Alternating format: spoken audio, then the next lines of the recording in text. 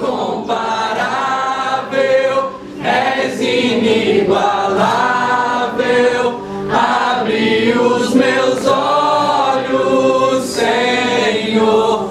Mostra-nos quem tu és, Senhor. E enche o meu coração do amor que faz mudar o mundo. Você pode glorificar o nome do Senhor. Você pode exaltar Ele, dizer o quanto Ele é santo, o quanto Ele é digno de ser adorado. Aleluia. Nós chegamos ao final da série de Gálatas. Legal. Sai na câmera, entendeu? Ai, ai. Bom, essa é a última mensagem da série de Gálatas. Nós tivemos 15 mensagens nessa série. Foi muito bom, essa é a 16ª. Para a gente fazer uma breve recapitulação, eu falei para vocês no começo da série que a gente ia aprender muita coisa, principalmente em termos de teologia, a respeito do que a gente crê como igreja. Isso foi muito bom para nós. Colocou alguns pontos nos is e delineou algumas coisas. Tivemos mensagens fantásticas. Se você não teve a oportunidade de assistir, é só entrar lá no canal do YouTube, assistir as mensagens. Está uma série fantástica. Teve o Wellington, teve o Thiago, teve o Giovanni, teve o Pastor Paulo, teve Michelin, teve muita coisa. Foi bem diversificado. E aí a gente aprendeu várias coisas e recentemente, nas últimas 3 mensagens, a gente vem falando da prática de tudo isso que a gente aprendeu. Aprendemos sobre soberania, aprendemos sobre a escolha de Deus, aprendemos sobre responsabilidade, que até liberdade tem limite. A gente aprendeu tudo isso. E aí no capítulo 5 e 6 a gente começou a colocar em prática. Daí o Tiago veio e pregou. E aí Paulo, o apóstolo Paulo, que escreve essa carta, ele encerra meio com um óbvio. Quando você lê o capítulo 6, você fala, poxa, mas isso aí é óbvio. Não precisava falar isso daí. Porque a gente já entendeu tudo no capítulo 5. Então, por que repetir? Mas ele encerra com um óbvio. E o óbvio, talvez você já tenha ouvido pregações a respeito disso. Talvez você já mesmo estudou e pensou a respeito disso. Mas ele coloca uma expressão aqui no capítulo 6 que é em cima daquilo que eu vou falar hoje. A mensagem hoje, para a gente fechar a série, vai ser uma mensagem diferente. O Thiago vai participar da minha mensagem. Hoje a mensagem vai ficar chique. Mas Paulo encerra com um óbvio, que é um negócio que a gente chama de lei da... Quem sabe? Semeadura. Talvez você já tenha ouvido falar mensagens sobre isso. E a maioria das pessoas usa a lei da semeadura para falar de quê? Dinheiro. Tudo aquilo que você plantar, você também vai colher. E aí as pessoas exploram o tema da lei da semeadura ou lei da colheita, né? Porque se eu planto, eu colho. Como dizem os antigos, não tem como catar maçã no pé de banana e por aí vai. E aí as pessoas exploram isso com um princípio errado. A impressão que eu tenho é que Paulo não está falando de dinheiro. Embora a generosidade seja parte daquilo que a gente precisa desenvolver como cristãos, embora o desapego com as coisas materiais é bíblico. Paulo mostra isso em Colossenses também, não pensa nas coisas da terra, pensa nas coisas do alto. Mas a impressão que eu tenho é que, pelo menos no contexto de Gálatas, com esse povo gentio, que não tinha esse background judeu, a impressão que eu tenho é que Paulo quer mudar a perspectiva deles para tirar a perspectiva da terra e colocar a perspectiva no céu. Tirar a perspectiva daquilo que é temporal e colocar a perspectiva naquilo que é eterno, atemporal. Essa é a impressão que eu tenho. E eu vou tentar usar essa lei da semeadura para a gente entender qual que é o efeito que tem na nossa vida se a gente plantar as coisas erradas. Isso aí não é um contexto novo, não é um conceito novo, muito menos um conceito cristão. Antigamente, as pessoas, antes de Cristo, os próprios filósofos, eles meio que ignoravam essa lei da semeadura e todos eles acabaram colhendo. Eles acreditavam que a gente podia fazer o que quisesse com o corpo, o tal do semear para a carne aqui, que a gente vai ver, e nada disso importava. E eles acabaram colhendo a mesma coisa. Todo mundo aqui deve conhecer a história do Alexandre o Grande, que quando foi enterrado pediu para colocar ali no seu caixão, ou na sua tumba, sei lá, as coisas por lá de fora, para mostrar que a gente não leva nada. Todo mundo conhece essas histórias famosas, né, da mitologia grega e por aí vai. Então hoje eu quero falar sobre essa lei da semeadura de uma perspectiva diferente. Por exemplo, a gente está falando aqui que as pessoas usam para o dinheiro, mas todo mundo que tem filhos conhece a lei da semeadura. Porque aquilo que você plantou aqui dentro, você colheu. Está aí o seu filho. Todo mundo que já ficou devendo cartão de crédito conhece a lei da semeadura. É ou não é? Você plantou, comprou o que você não precisava para impressionar quem você não gosta, com dinheiro que você não tinha, e acabou tendo que pagar por isso. Todo mundo que já ficou devendo cartão de crédito conhece a lei da semeadura. Mas, embora tudo isso seja verdade, qualquer coisa que você usar a lei da semeadura, você vai ver a prática. Você consegue colher.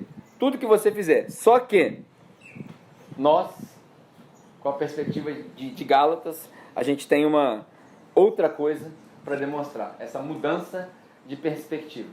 E aí, eu quero fazer o seguinte. Eu vou ler com você os textos, né, o texto bíblico, que é Gálatas capítulo 6, do versículo 7 até o 10.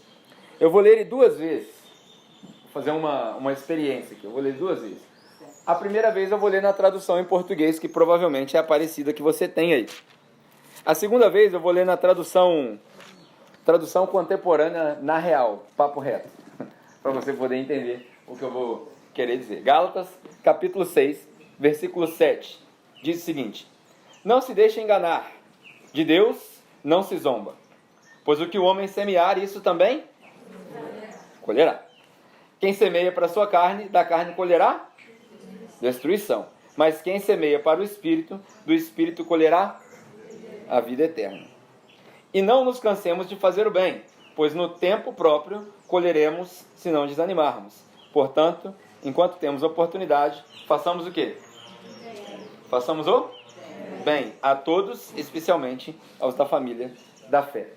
Essa é a tradução que você tem aí. Eu já falei aqui várias vezes que às vezes no ler em português a gente perde muito do que o escritor quis dizer. Então vou ler para você na tradução papo reto, sem dar volta. Diz o seguinte: tá de sacanagem com a minha cara, né? Paulo falando para os Gálatas. Você está querendo fazer Deus bobo, não é possível. Vocês estão querendo zoar com a cara de Deus. Por quê?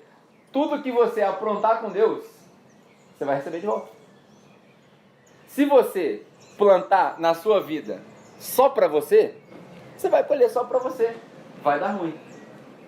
Mas se você colher para os outros, as coisas vão melhorar. Por isso, a gente não deve se cansar de sempre estar alerta para dar uma moral um para o outro. Principalmente aqueles que estão sentados aqui. Por que Paulo diz isso? Desse jeito. Porque Paulo entendeu o que a gente decorou e não põe em prática. Paulo entendeu o que nós decoramos. Ele pôs em prática, nós não. Quando Jesus deu o último discurso dele, Jesus falou o seguinte: irmãos, um novo mandamento eu vos dou, que não era novo nada. Amai-vos uns aos outros. Como eu vos amei, vocês devem amar uns aos outros. Por quê? João capítulo 13, versículo 35. Por que a gente deve amar uns aos outros? Porque é da maneira que nós amamos uns aos outros que o mundo vai saber que nós somos discípulos de Jesus. É da maneira que a gente ama uns aos outros que o mundo vai saber que nós somos discípulos de Jesus. Paulo entendeu. Nós decoramos. O que isso quer dizer? Quer dizer que a pessoa que está aí do seu lado precisa ser tão amada por você e vice-versa, que quando alguém aparecer aqui que não faz parte desse meio, tenha uma inveja santa e fale: eu quero fazer parte desse grupo. Porque ali eles se amam de tal maneira que eu percebi Jesus no meio deles. Eu vi Jesus sem ninguém precisar pregar. É aí que entra a frase de Tomé ou Tomás de Aquino? Que fala? Tomás? Tomás de Aquino. Pregue o evangelho, se necessário, use palavras. Muita gente usa essa frase e entende errado. Fala que a gente tem que só dar o testemunho sem pregar. Não. Porque o evangelho precisa ser pregado. É através da pregação do evangelho que as pessoas vão ouvir. Porque como ouvirão se não há quem pregue? Mas a frase dele faz todo sentido quando a gente contrasta pregação e testemunho. Não adianta nada você pregar uma coisa e viver outra. Você literalmente anula aquilo que você pregou. É por isso que o irmão de Jesus, quando ele escreve para as igrejas, ele fala: irmãos, tudo bem, você quer falar de fé? Me mostra a sua fé aí sem nada e eu vou te mostrar a minha fé através das coisas que eu fiz. É por isso que ele fala desse jeito. E aí aqui em Gálatas, a gente tem alguns versículos para a gente passar uma ideia. O primeiro deles está logo no versículo 6.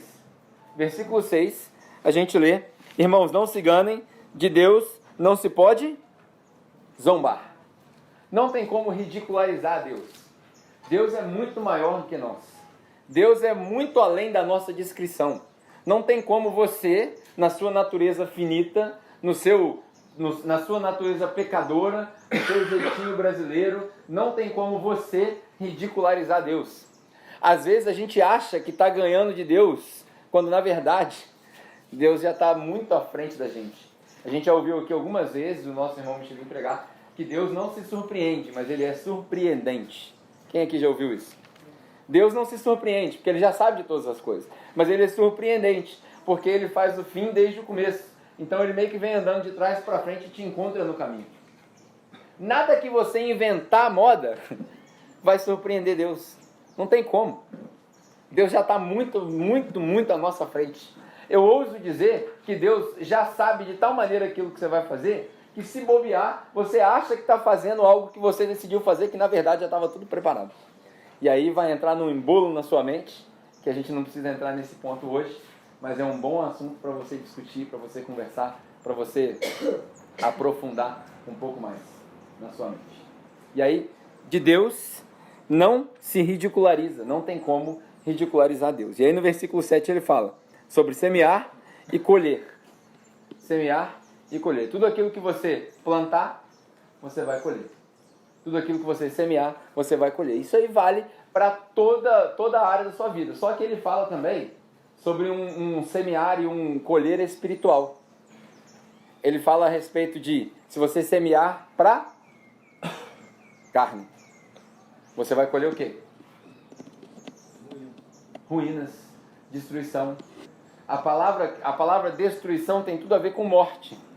Se você semeia para carne, você vai colher morte. Por quê? Olha o contraste. Lembra que a gente falou na série de Gálatas que o Evangelho é todo a respeito de antítese? Não tem síntese, é antítese. Ou é 8 ou é 80. Então, se você semeia para carne, você colhe morte. Consequentemente, se você semeia no Espírito, você colhe vida eterna. Porque a vida que Cristo dá também não é só vida. A gente precisa sair. Por isso que eu falo que Paulo tem um desafio de sair dessa perspectiva. Ele sai da terra e vai para a perspectiva terrena, para a perspectiva eterna. Certa vez, quando ele prega para os Coríntios, por exemplo, ele fala: eu conheço um homem que foi lá no céu e voltou, assim, em espírito ou em sonho, não sei. Mas eu conheço um cara que foi lá e ele viu coisas que são impossíveis de ser descritas. Ele estava falando dele mesmo. Então Paulo está querendo desafiar a gente a fazer o que os pregadores antigos, de 30, 40 anos atrás, faziam. A gente perdeu a paixão pela vida eterna. A gente perdeu a paixão pelo céu. A gente perdeu a paixão pela comunhão com o próprio Deus. A gente reduziu Deus a uma melhoria de vida. Vinde a mim todos estão cansados e oprimidos e eu vos aliviarei. Aí o cara fala assim: pô, se eu conseguir um emprego novo, Deus já cumpriu a promessa dele. Não é disso que ele está falando. Não é disso que ele está falando. Todo aquele que encontra Cristo encontra a vida. E a gente fala: eu vou ter uma vida melhor, vou ter uma casa melhor, vou ter um carro melhor. Não é disso que ele está falando. Ele está falando de vida eterna. De um negócio que é impossível de ser descrito. Que nem olhos viram e nem ouvidos ouviram. Tem noção? Claro que não. É uma pergunta retórica. Não tem como. Vai muito além. Certa vez a gente cantou uma música aqui na capela que chama Saudade. Que fala que a gente tem saudade do céu. E aí uma pergunta que vai, mais uma coisa que vai embolar com a sua cabeça de tal maneira, que é para arrancar os cabelos. Se você for igual eu, careca, já não tem porquê mais. Mas como você pode ter saudade de um lugar que você nunca viu? Como você pode ter saudade de um lugar que você nunca foi? Porque tem, se você lembrar da novela da Globo, lá da Viagem, né, que chama, literalmente a novela chamava A Viagem, que lá é uma viagem a novela. Mas se você pegar pelos caminhos das doutrinas kardecistas, aí, você vai imaginar que você veio de lá e veio parar aqui e depois foi para... Não. O único que estava no céu e desceu à terra foi Cristo. Isso é bíblico também. E é o único que subiu. Só isso. Nós não viemos do céu. Nós somos criados do nada por Deus para que a gente pudesse ter vida aqui e daqui e ter comunhão com o Pai. Mas a pergunta faz sentido. Como você pode ter saudade de um lugar que você nunca foi? Não tem como. Não tem como. Por quê? Porque Deus colocou no nosso coração um vazio que só pode ser preenchido com Cristo. Não tem outra coisa que preenche. Carro não preenche, casa não preenche, trabalho não preenche, casamento não preenche, namoro não preenche, drogas não preenche, álcool não preenche, dinheiro não preenche. Só Cristo preenche esse vazio. Só, mais nada. Por isso que a gente fala que só Cristo salva. Salvação vai muito além de um passe para o céu. Você vê o passe, né? Salvação vai muito além de um passe para o céu. Salvação é tudo. Salvação começa na cura espiritual. Salvação começa numa perspectiva nova. Salvação começa no começar a pensar a respeito de outras coisas. Começa a se despreocupar com o material. É isso. Todo aquele que é salvo deveria se despreocupar com o material. Não é viver à toa, mas é se despreocupar com o material. Talvez você já tenha ouvido outras pessoas falar sobre um negócio chamado lei da atração. Quem que já ouviu falar disso? A lei da atração. Aquilo que você joga para o universo, não é assim que eles falam? O universo devolve. Chama do que quiser. De esses autores motivacionais que falam sobre isso. Chama do que você quiser. A verdade é que a lei da semeadura, principalmente essa, no que tange a perspectiva espiritual, essa lei é válida. Se você semear para a carne, você vai colher destruição. Se você semear para o Espírito ou no Espírito, você vai colher vida eterna. E o que é semear no Espírito? É cultivar o fruto. Não é à toa que Paulo usa uma linguagem rural. Ele usa uma linguagem de plantio. O que ele quer dizer com isso? No capítulo 5 a gente falou sobre o quê? O que tem a ver com semear? Fruto. Por isso que ele fala de semear. Então como é que faz para eu semear no Espírito? Semeia o fruto. Qual que é o fruto do Espírito? Abre aí na sua Bíblia, em Gálatas 5, um capítulo para trás. O que é o fruto do Espírito? O fruto do Espírito é amor, paz, compaixão, mansidão, longanimidade, domínio próprio, domínio próprio, domínio próprio, domínio próprio, entendeu? Domínio próprio, autocontrole, domínio próprio. O que é domínio próprio?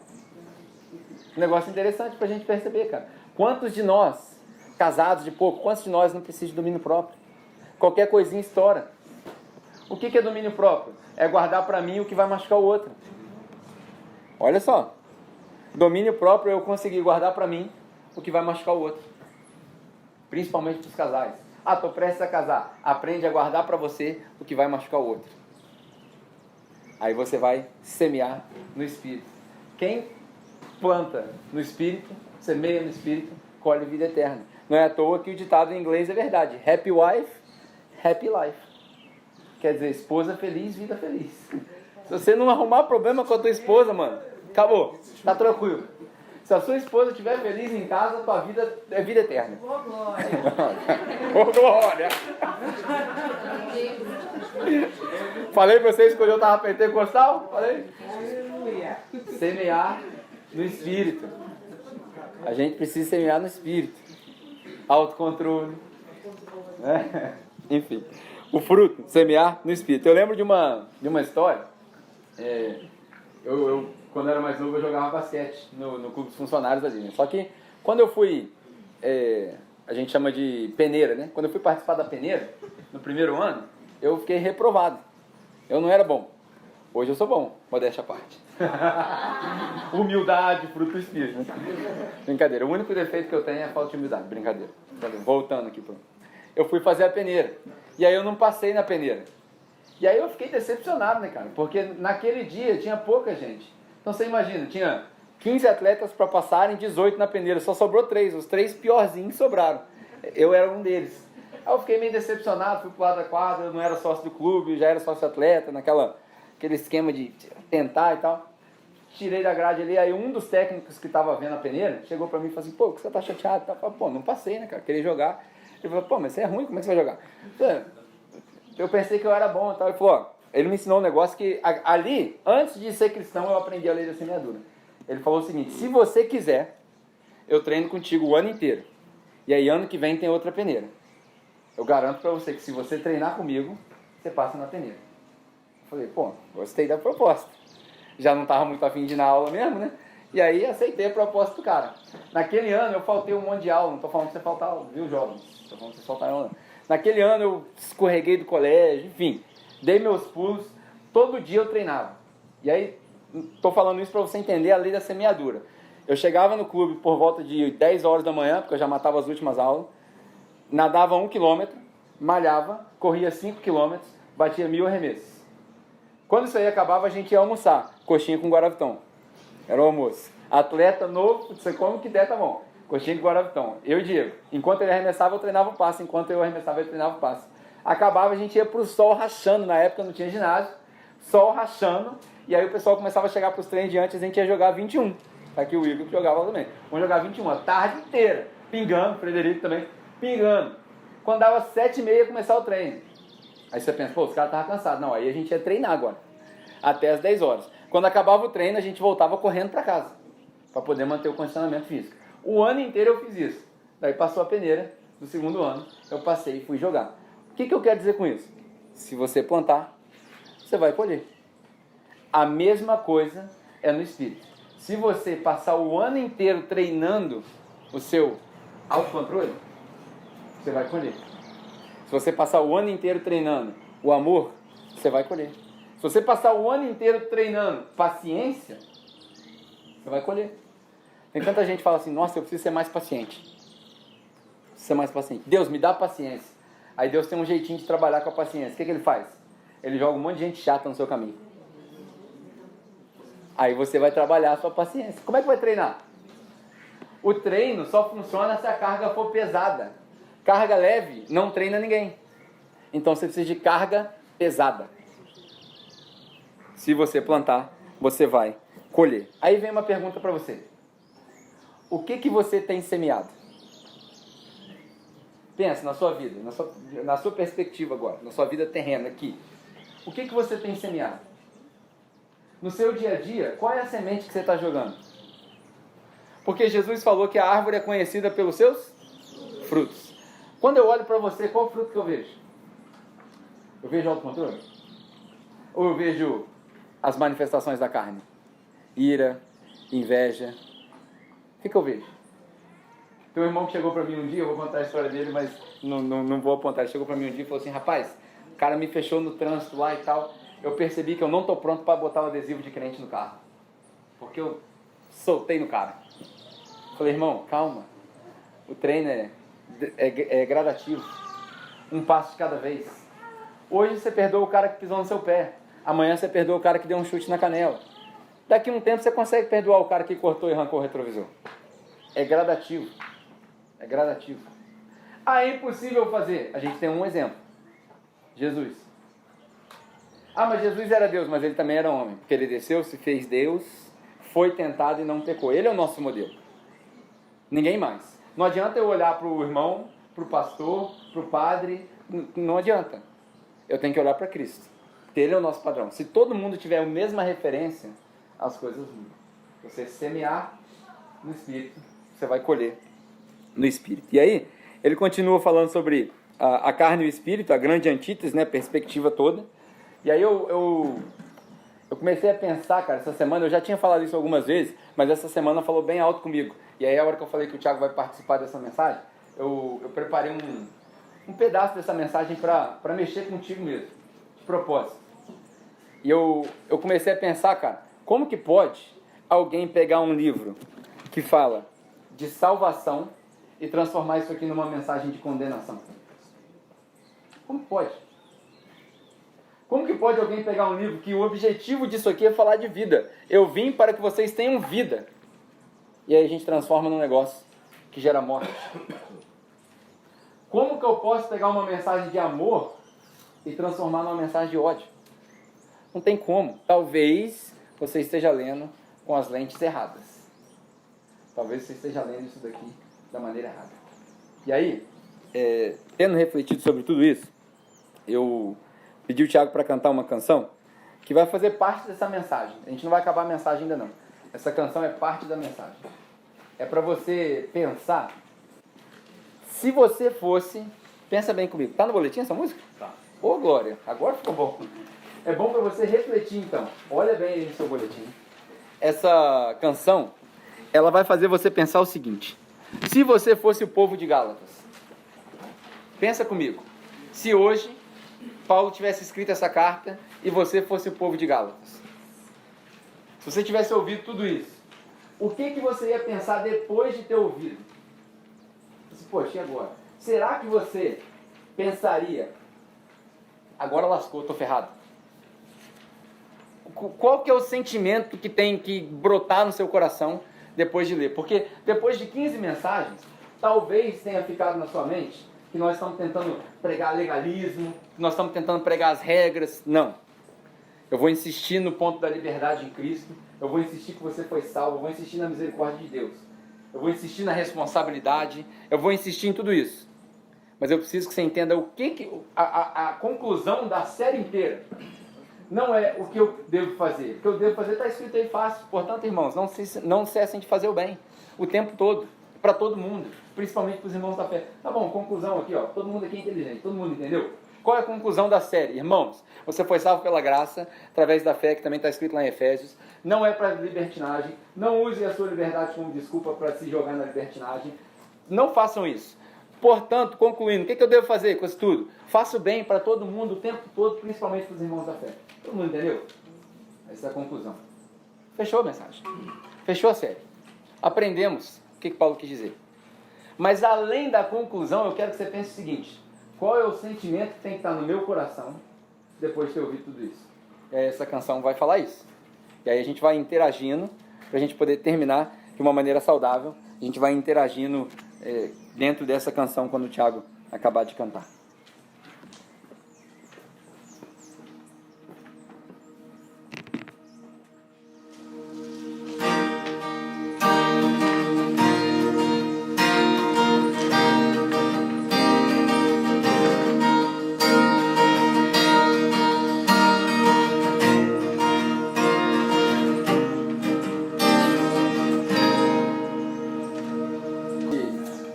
Chorar cantando essa música se a gente entender o que ela diz.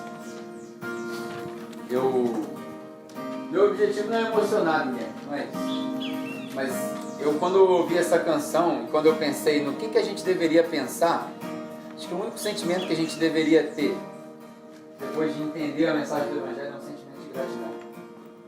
Como pode Deus me amar assim? Como que esse Deus pode me amar se eu não mereço? Se Ele sabia que eu ia duvidar. E várias das nossas circunstâncias, às vezes no seu casamento, às vezes na sua saúde, como que pode Deus me amar assim, sabendo que eu ia culpar Ele pelo que aconteceu comigo? Quantos de nós já não culpamos Deus por uma situação que aconteceu com a gente? E mesmo assim, Ele ainda te pega, me pega, te abraça, segura na sua mão. Eu me lembro que a razão pela qual eu me sinto assim não é porque eu aprendi o Evangelho lendo Bíblia. Eu não aprendi o Evangelho lendo Bíblia. Eu experimentei o Evangelho sendo salvo. Eu, quando era moleque, eu saí de casa por ter tentado matar meu pai, cara. Eu tentei matar meu pai 3 vezes. Na terceira ele me expulsou de casa. Eu fiquei na rua. Eu vivi o Lucas 15 do filho pródigo. Eu não tinha para onde ir. Eu fiquei alojado na casa de um amigo. Uma tia minha me achou desesperado, falou: você vai ficar lá em casa. E ela falou para mim assim: meu Deus, resolve esse problema. Eu falei: eu não acredito em Deus, eu era ateu, eu não estava nem aí. Eu zombava de Deus. Isso que a gente leu hoje, que Deus não se pode zombar, era eu era assim. E ela falou: meu Deus vai resolver. Até que se passou o tempo, 2 meses se passaram, eu fiquei fora de casa. Eu queria voltar para casa. Eu queria fazer isso daí que está escrito aí nessa música. Eu queria falar: me leva de volta para casa. Mas eu era muito orgulhoso. Eu não aceitava. Hoje eu sou pai. Hoje eu entendo o que aconteceu. Hoje eu entendo quando a gente fala: me leva para casa. E aí a música fala que ele vem correndo de braços abertos, como alguém que se esqueceu. Pai é assim. Talvez seja o seu caso. Você ficou tão longe de Deus. Mas o pai é assim. Ele nunca para de observar. A história do filho pródigo em Lucas 15 conta que o filho saiu e quando ele aparece lá longe, o pai o avistando sai correndo em direção a ele, porque o pai nunca deixa de esperar que o filho volte. Então eu gostaria de fazer dessa última parte dessa canção uma oração para nós. Para a gente fechar a série. Para a gente ter esse sentimento dentro do nosso coração. Não é para você sair triste, é para você sair grato. Para chorar mesmo de gratidão. Mas para você sair grato, enquanto a gente reflete nessas palavras, para a gente orar essa canção. Me leva pra casa, eu quero voltar, pois longe de ti não é o meu lugar. Eu corro depressa pra te encontrar, de braços abertos, como alguém se esqueceu. Me leva pra casa, me leva, Senhor, eu quero voltar, pois longe de ti não é o meu lugar. Eu vou depressa pra te encontrar, de braços abertos, como alguém que esqueceu. Me leva pra casa, eu quero voltar, pois longe de ti não é o meu lugar. Eu corro depressa pra te encontrar, de braços abertos em meu lugar.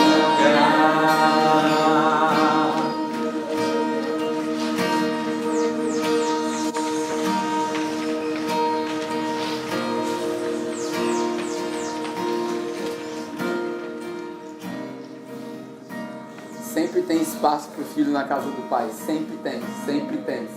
Sempre tem espaço para a filha na casa do pai. Sempre tem. Se seu pai te abandonou, sua mãe era violenta, sempre tem espaço para você na casa de Deus. Deus não se importa com o que você fez, não se importa com o que aconteceu hoje. Deus não se importa com o que vai acontecer amanhã, porque o sangue dele é poderoso para te perdoar, para te cobrir, para te acolher. Tudo que você precisa é falar: me leva para casa, mais nada. Mais nada. Não tem nada que você faça para você perder o amor de Deus. É impossível perder o amor de Deus, cara. A gente precisa sair daqui com uma consciência, porque o nosso mundo precisa entender isso. As pessoas que estão frequentando, às vezes, lugares onde elas estão sendo manipuladas, porque elas estão escutando outro discurso, é um outro evangelho. Não é isso. Deus não se importa com o tamanho do pecado que você cometeu, porque a graça dele é maior do que todo o pecado. Paulo diz que onde abundou o pecado, superabundou a graça. Quanto pior você for, maior é o milagre que Jesus faz. Quanto mais você pecou, mais Jesus te abraça. Quanto pior você for, mais o amor dele se manifesta na sua vida. Nós que crescemos na igreja, a gente desaprendeu a amar o próximo, porque a gente não precisa muito desse perdão. Não é isso. Não é isso. Deus é poderoso para perdoar, para trazer de volta, para acolher.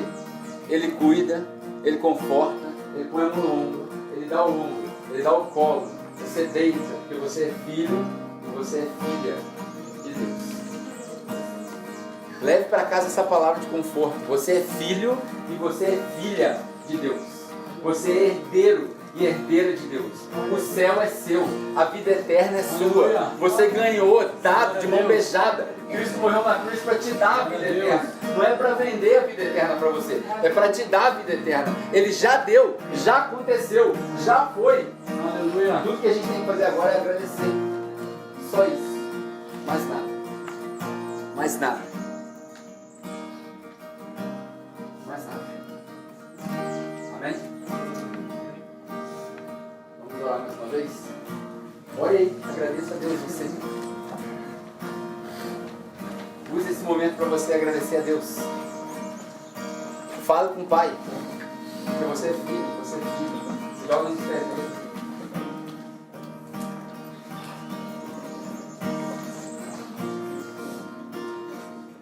Pai, obrigado, Senhor.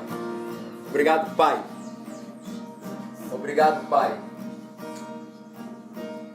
Obrigado, Pai, porque o Senhor nos acolhe. A porta está aberta. E o Senhor nos ama mesmo sabendo que a gente quer correr fora da porta. O Senhor nos ama mesmo sabendo que a gente põe a culpa no Senhor, sabendo que não é sua culpa. O Senhor nos ama sabendo que nós